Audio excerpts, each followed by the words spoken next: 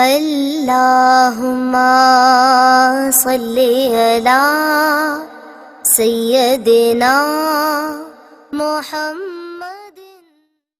آج کا سبق سورہ آل عمران کی آیت نمبر 31 سے ہے۔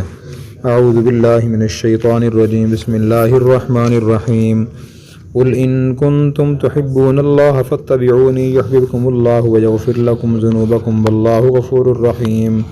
قل فرما دیجئے، یہ پوچھئے، ان کنتم اگر تم تحبون اللہ اللہ سے محبت رکھتے ہو یا اللہ سے محبت کرنا چاہتے ہو، فاتبعونی تو تم میری اتباع اور پیروی کرو، یحببکم اللہ تم سے اللہ محبت کریں گے، ویغفر لکم اور تمہیں معاف کر دیں گے، ذنوبکم تمہارے گناہ، واللہ غفور الرحیم اللہ تعالیٰ سب سے زیادہ معاف فرمانے والے، سب پر مہربان ہیں۔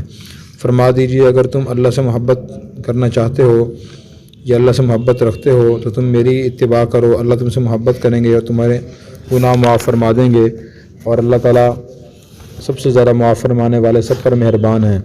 قل فرما دیجیے، اطیعوا اللہ والرسول تم اطاعت کرو یعنی بات مانو اللہ کی اور رسول کی، فإن تولوا اگر وہ منہ پھیر لیں، بے شک اللہ تعالیٰ لا یحب الکافرین کافروں سے محبت نہیں فرماتے۔ فرما دیجیے کہ تم اللہ اور رسول کی اطاعت کرو یعنی بات مانو، پھر اگر وہ منہ پھیر لیں تو بے شک اللہ تعالیٰ کافروں سے محبت نہیں فرماتے۔ ان اللہ اصطفیٰ بے شک اللہ تعالیٰ نے منتخب فرما لیا، چن لیا، آدم کو اور نوح کو اور ابراہیم کی آل کو اور عمران کے گھر والوں کو، علی العالمین تمام جہانوں پر۔ بے شک اللہ تعالیٰ نے آدم، نوح اور ابراہیم کے گھر والوں اور عمران کے گھر والوں کو تمام جہان والوں پر منتخب کر لیا، چن لیا۔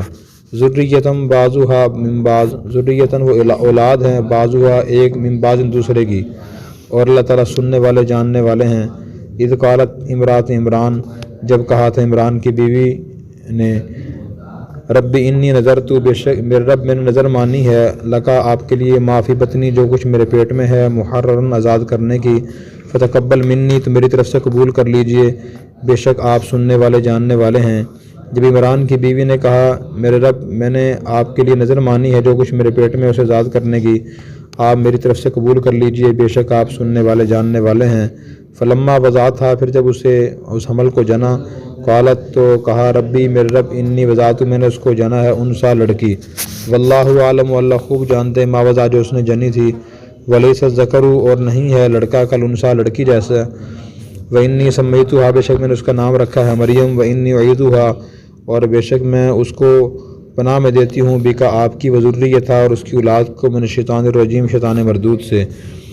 پھر جب اس کو جنا تو کہا، میرے رب میں نے اس کو لڑکی جنا ہے، اللہ خوب جانتے ہیں جو اس نے جنا تھا، اور لڑکا لڑکی جیسا نہیں ہے، اور میں نے اس کا نام رکھا ہے مریم، اور میں اس کو بھی اور اس کی اولاد کو بھی آپ کے پناہ میں دیتی ہوں شیطان مردود سے۔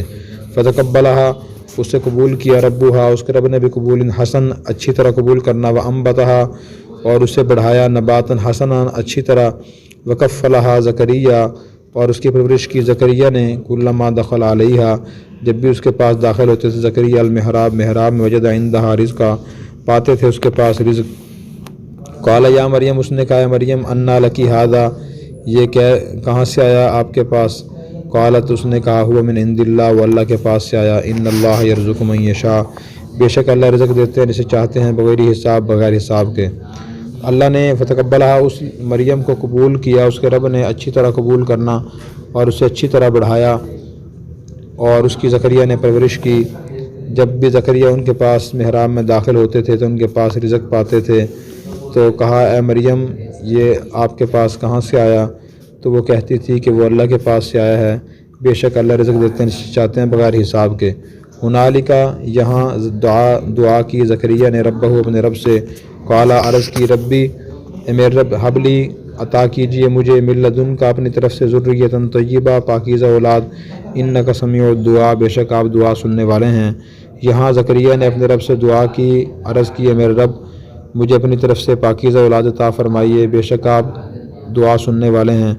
فنادتہ الملائکہ زکریا کو پکارا فرشتوں نے، وہو قائم جب کہ وہ کھڑے تھے، یصلی نماز پڑھ رہے تھے، محراب میں یہ کمرے میں، قال ان اللہ بے شک اللہ یبشرک آپ کو خوشخبری سناتے ہیں، بیحییٰ یحییٰ کی، مصدقاً جو تصدیق کرنے والے ہوں گے، بکلمۃ من اللہ کی بات کی، وسیداً اور سردار ہوں گے، وحصورا اور بچنے والے ہوں گے، ونبیًا اور نبی ہوں گے، من الصالحین نیک لوگوں میں سے ہوں گے۔ زکریا کو فرشتوں نے پکارا جبکہ وہ محراب میں کھڑے ہوئے نماز پڑھ رہے تھے، بے شک اللہ آپ کو خوشخبری دے رہے ہیں یحییٰ کی، جو اللہ کی بات کی تصدیق کرنے والے ہوں گے، سردار ہوں گے اور بچنے والے ہوں گے اور نبی ہوں گے، نیک لوگوں میں سے ہوں گے۔ قال ربی انا یکون، تو زکریا نے عرض کیا میرے رب انا یکون، کہاں سے ہوگا میرا غلام لڑکا، وقت بلغنی، جبکہ مجھے پہنچ چکا الکبر بڑھاپا، امراتی عاقر، اور میری بیوی بانجھ ہے۔ قال، فرمایا کذالک اللہ، اسی طرح اللہ تعالیٰ یہ فعلو کرتا ہے ما یشاء، جو چاہتا ہے۔ تو زکریا نے عرض کیا میرے رب میرا بیٹا کہاں سے ہوگا جبکہ مجھے بڑھاپا پہنچ چکا ہے اور میری بیوی بانجھ ہے۔ تو فرمایا کہ اسی طرح اللہ تعالیٰ جو چاہتے ہیں کر دیتے ہیں۔ قال ربی، عرض کیا میرے رب اجعل لی آیا، میرے لیے کوئی نشانی مقرر کر دیجئے۔ قال، فرمایا آیتک، آپ کی نشانی اللہ یہ کہ نہیں تکلم الناس، آپ لوگوں سے بات کر سکیں گے ثلاثۃ ایام، 3 دن، الا مگر رمزہ، اشارے سے۔ وذکر ربک، اور یاد کیجیے اپنے رب کو کثیراً، کثرت سے۔ وسبح، اور تسبیح بیان کیجیے، بالعشی، شام کے وقت، والابکار، اور صبح کے وقت۔ تو زکریا نے عرض کیا میرے رب میرے لیے کوئی نشانی مقرر کر دیجیے۔ فرمایا آپ کی نشانی یہ ہے کہ آپ 3 دن تک بات نہیں کر سکیں گے مگر اشارے سے، اور اپنے رب کی کو کثرت سے یاد کیجیے، اور شام اور صبح پاکی بیان کیجیے۔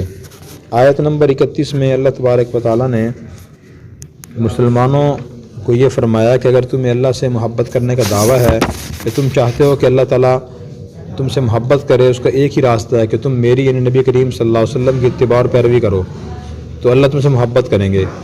تو یہ اللہ نے اپنی ذات سے مسلمانوں کی محبت کا معیار بیان فرما دیا کہ جو آدمی یہ دعویٰ کرتا ہے، چاہتا ہے کہ اللہ تعالیٰ سے محبت کریں، اس کا ایک ہی راستہ ہے کہ وہ نبی کریم صلی اللہ علیہ وسلم کی اتباع اور پیروی کرے۔ اتباع کا معنی پیچھے چلنا ہوتا ہے، اور پیچھے چلنے کا مطلب یہ ہے کہ زندگی کے ہر کام میں آپ کی اتباع اور پیروی کرے، اس کے عقائد، اخلاق، معاملات، معاشرت، اخلاقیات، چلنا پھرنا، کھانا پینا، اٹھنا بیٹھنا، سارا نبی کریم صلی اللہ علیہ وسلم کی تعلیمات کے مطابق ہو۔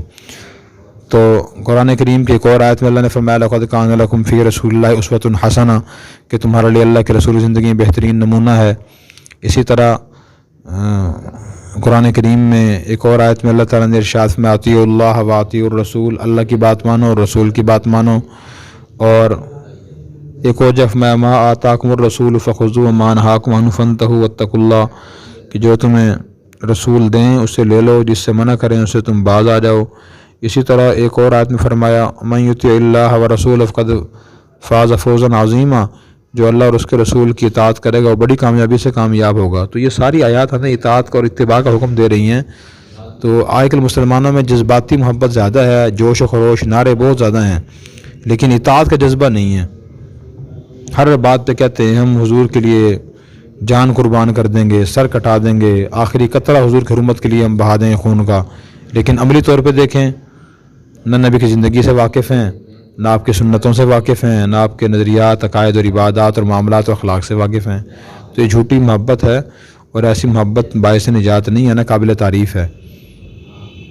اس کے بعد پھر یہ فرمایا کہ اطیعوا اللہ والرسول، اللہ اور رسول کی اطاعت کرو۔ اگر اب بھی لوگ منہ پھیر لیں تو اللہ تعالیٰ کافروں سے محبت نہیں کرتے۔ کافر ایک تو عقیدے کا ہوتا ہے، دوسرا عملی کافر ہوتا ہے۔ عملی کافر وہ ہے جو دینی احکام کا زبان سے تو انکار نہیں کرتا، مانتا ہے زبان سے، لیکن عملی طور پہ خلاف ورزی کرتا ہے، مخالفت کرتا ہے، خلاف کرتا ہے، تو عملی کافر ہے۔ تو اللہ سے لوگوں سے محبت نہیں کرتے۔ پھر اس کے بعد اللہ نے اور انبیاء کا تذکرہ فرمایا کہ اللہ تعالیٰ نے تمام دنیا جہان کے لوگوں میں سے آدم و نوح علیہ السلام، ابراہیم علیہ السلام اور عمران کے گھر والوں کو چن لیے جہان والوں پر۔ عمران 2 تھے، ایک تو موسیٰ علیہ السلام کے والد تھے، دوسرا حضرت مریم کے والد تھے۔ حضرت مریم جو حضرت عیسیٰ علیہ السلام کی والدہ تھیں۔ تو یہاں اس سے کون مراد ہیں؟ غالب گمان یہی ہے کہ اس سے مراد حضرت مریم کے والد ہیں۔ تو پھر میں ذریۃ بعضھا من بعض، آپس میں ایک دوسرے کی اولاد تھے، جو آدم علیہ السلام تھے، ان کے سارے انسانوں کی اولاد ہیں۔ نوح علیہ السلام ابو البشر ثانی کہلاتے ہیں، انسانیت کے دوسرے باپ۔ ابراہیم علیہ السلام کی نسل سے بنی اسرائیل کے انبیاء علیہ السلام تشریف لائے، تو اس طرح ایک دوسرے کی اولاد تھے۔ یہ اللہ سننے جاننے والا۔ پھر اس کے بعد اللہ تعالیٰ نے تذکرہ فرمایا حضرت عیسیٰ علیہ السلام کی والدہ کا کہ وہ حمل سے ہوئیں تو انہوں نے اللہ تعالیٰ سے دعا کی کہ اللہ میرے جو پیٹ میں بچہ ہے، اگر وہ پیدا ہو گیا بچہ، میں اس کو آزاد کر دوں گی، میری طرف سے قبول کر لینا۔ اس زمانے میں یہ روایت ہے کہ لوگ بیت المقدس سے خدمت کے لڑکے وقف کرتے تھے کہ میرا بیٹا پیدا ہوا تو میں وہ بیت المقدس کے لیے وقف ہوگا، اس کی خدمت کرے گا، ہم اس سے کوئی کام نہیں لیں گے، دنیا کا کام نہیں کرے گا وہ. تو اسی لحاظ سے انہوں نے منت مانی ہے. پھر کہا اللہ گواہ ہو جائے بے شک آپ سننے جاننے والے ہیں. آج کل یہ منت ہم نہیں مان سکتے، البتہ یہ منت لازم ماننی چاہیے کہ اپنی اولاد کو ہم دیندار بنائیں گے. بیٹا پیدا اس کو میں دین سکھاؤں گا اور دیندار بناؤں گا، زندگی وہ دین کے مطابق گزارے گا، دین کو سمجھ کر عمل کرے گا.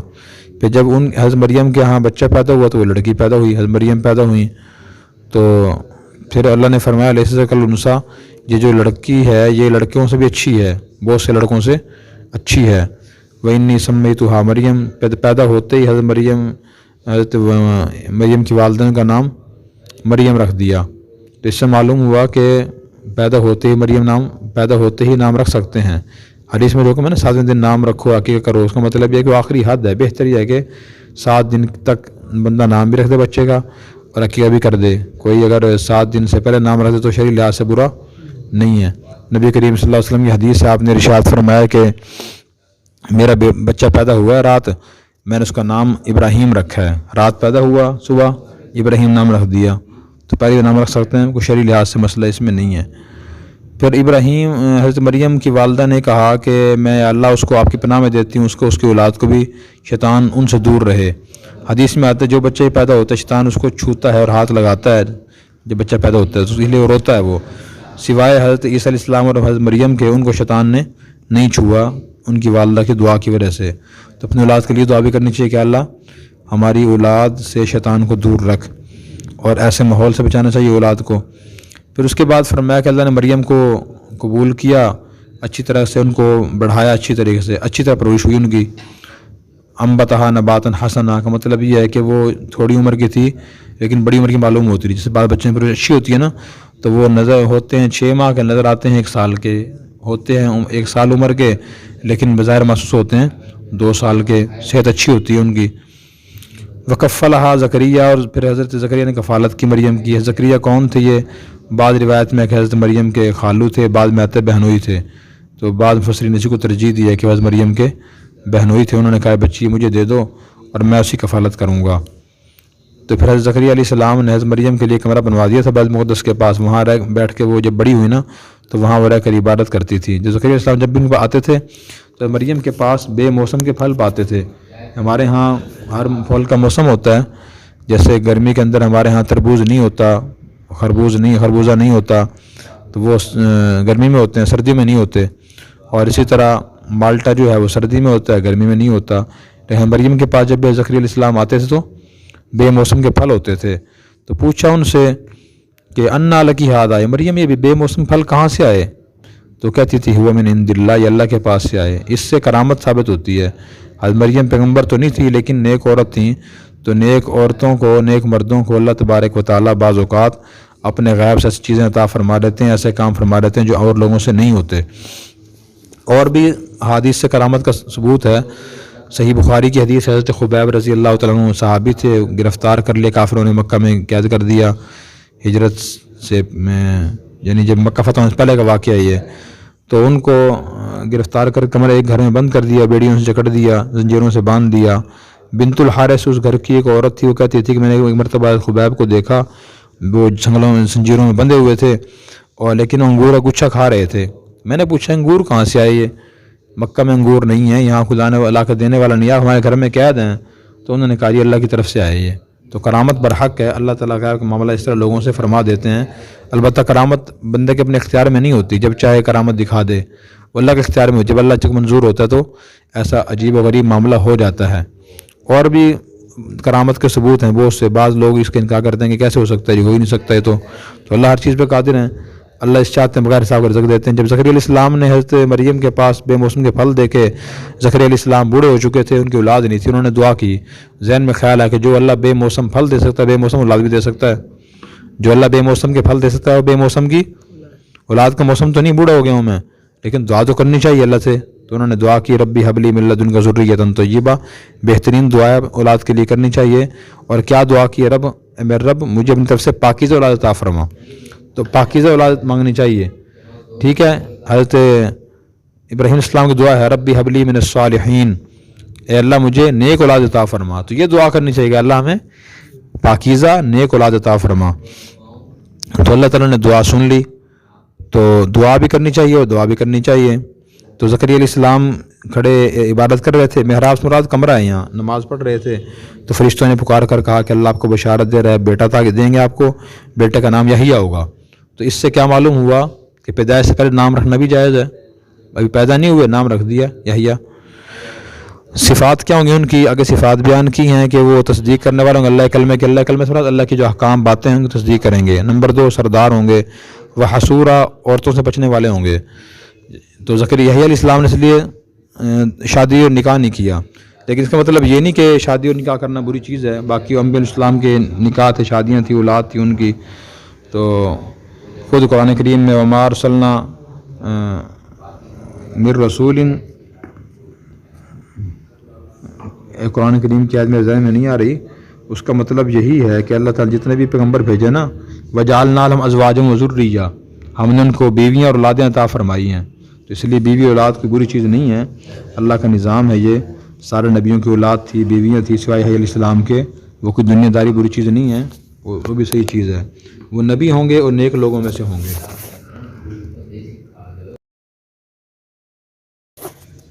پھر اس کے بعد آیت نمبر 40 میں یہ فرمایا کہ حضرت زکریا علیہ السلام نے اللہ سے پوچھا کہ اللہ میں تو بوڑھا ہو گیا, میری بیوی بھی بانجھ ہے, بوڑھی ہو چکی ہے, تو اولاد کیسے ہوگی. ان کے سوال کا مقصد کوئی اعتراض نہیں تھا, بلکہ یہ مقصد تھا کہ اولاد تو ہوگی, اس کا طریقہ کار کیا ہوگا. مجھے اور شادی کرنی پڑے گی, دوبارہ میں جوان ہو جاؤں گا, یا میری بیوی دوبارہ جوان ہو جائے گی, تو اس کا طریقہ کار کیا ہوگا, شکل و صورت کی شکل کیا ہوگی اس کی اولاد ملنے کی. تو اللہ تعالیٰ نے فرمایا کہ کذالک اللہ یفعل ما یشاء, اللہ اسی طرح دے گا. نہ آپ جوان ہوں گے, نہ بیوی جوان ہوگی, اور نہ شادی کرنی پڑے گی. اسی بیوی سے اور آپ سے اللہ تعالیٰ اولاد پیدا فرمائیں گے. تو اللہ تعالیٰ نے اولاد عطا فرما دی. تو اس سے معلوم ہوا کہ انسان اللہ کی رحمت سے پر امید رہے, مایوس نہ ہو اور امیدوار رہے. پھر حضرت زکریا علیہ السلام نے عرض کیا اللہ مجھے کوئی نشانی عطا فرما دی, تو مجھے پتہ چل جائے کہ میری اولاد ہونے والی ہے, میں خوش ہو جاؤں. جب انسان کو کی نعمت ملنے کے آثار نظر آنا شروع ہو جائیں تو انسان خوش ہو جاتا ہے. تو اللہ تعالیٰ نے فرمایا کہ نشانی آپ کو دے دیتے ہیں. نشانی یہ ہے کہ آپ جب آپ کی بیوی کو حمل ٹھہرے گا تو اس کے بعد آپ 3 دن تک لوگوں سے بات نہیں کر سکیں گے, زبان بند ہو جائے گی آپ کی, اشارے سے بات کریں گے آپ. چنانچہ ایسے ہی ہوا کہ زکریا علیہ السلام کی جب بیوی کو حمل ٹھہرا تو وہ بات نہیں کر سکے, زبان بند ہو گئی, اور وہ اشارے سے بات چیت کرتے رہے لوگوں سے, ہاتھ کے اشارے سے بات کرتے تھے. اور اس سے یہ بات بھی سمجھ آئی کہ اصل تو بولنا ہے, انسان اپنے معاملات زبان کے ذریعے انجام دیتا ہے. کہ میں نے چیز خرید لی, میں نے فروخت کر دی, میں نے نکاح کر لیا, مجھے قبول ہے, مجھے قبول نہیں ہے, کسی بات کو قبول یا رد انسان زبان سے کرتا ہے. جہاں زبان سے آدمی کام نہ کر سکے, جیسے گونگا ہوتا ہے, تو پھر وہاں اشارہ زبان قائم مقام ہو جاتا ہے. اشارہ زبان کے قائم مقام. اگر آدمی گونگا ہے, بول نہیں سکتا, تو آج کل تو گونگوں کے اسکول ہی بنے ہوئے ہیں, تو ان کو باقاعدہ بتایا جاتا ہے بھی یہ فلاں اشارہ اس چیز کا ہے, فلاں اشارہ اس چیز کا ہے. تو اگر وہ گونگا آدمی بیوی کو طلاق دے دے اشارے سے, تو اس کی طلاق بھی ہو جائے گی. نکاح قبول کر لے, اس کا نکاح ہو جائے گا. نبی کریم صلی اللہ علیہ وسلم کے پاس ایک باندھی لائی گئی, وہ گونگی تھی. تو آپ نے اس سے پوچھا کہ جی اللہ کہاں ہے, تو اس نے اشارہ کیا کہ اوپر ہے, آسمان کی طرف اشارہ کیا. تو آپ نے فرمایا کہ یہ مسلمان ہے. یہ تو اشارہ زبان قائم مقام ہوتا ہے مجبوری کی حالت میں. پھر میں وذکر ربا کثیرا, اب بس اپنے رب کا ذکر کثرت سے کیجئے, صبح و شام پاکی بیان کیجئے. تو اس سے معلوم ہوا کہ اللہ کی نعمتوں کے حصول کے لیے اللہ کا ذکر بھی ضروری ہے. انسان اللہ کی پاکی بیان کرے, تسبیح بیان کرے, کثرت سے کرے.